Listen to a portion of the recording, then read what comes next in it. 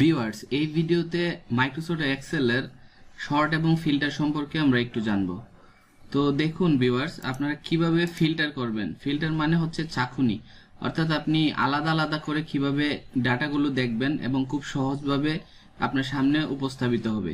তো ভিউয়ার্স, আমি চাচ্ছি যে এখানে ফিল্টার দিতে। ঠিক এই সেলগুলো সিলেক্ট করার পর রেবন বার থেকে চলে যাবেন ডেটা মেনুতে। ডেটা মেনুর পর এই যে দেখুন এখানে সর্ট এবং ফিল্টার দুটো অপশন আছে। এখানে ফিল্টারে ক্লিক করলেই এগুলো ফিল্টারের জন্য রেডি হয়ে যাবে, অর্থাৎ উপরে একটা করে এরো চিহ্ন চলে আসবে। আপনি এখান থেকে সিলেক্ট করে করে ফিল্টার করতে পারবেন। তো দেখুন, আমি চাচ্ছি যে এখান থেকে শুধু ইমনের যে ডেটাগুলো আছে এগুলো দেখতে। আমি ক্লিক করলাম ইমন, তারপর ওকে। দেখুন শুধু ইমন দেখাচ্ছে।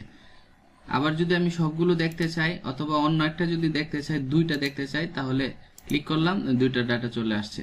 তো ভিউয়ার্স, আশা করি ফিল্টার অপশনটা বুঝতে পারছেন। এবং এই ফিল্টারগুলো যদি উঠিয়ে দিতে চান তাহলে এখান থেকে সিলেক্ট করে আবার ফিল্টারে ক্লিক করবেন, ফিল্টার উঠে যাবে। এখন আসুন সর্টের ব্যাপারটা। সর্ট হচ্ছে এখান থেকে করা যায়, আবার এই বিষয়টা ফিল্টার রাখা অবস্থায় সর্টিং করা যায়। যেমন ধরুন আপনি সর্টিং করতে যাচ্ছেন, দেখুন এই যে সর্ট এ টু জেড অথবা সর্ট জেড টু, অর্থাৎ ছোট থেকে বড়, বড় থেকে ছোট। সর্ট বাই কালার দিয়ে আপনি সর্টিং করতে পারবেন।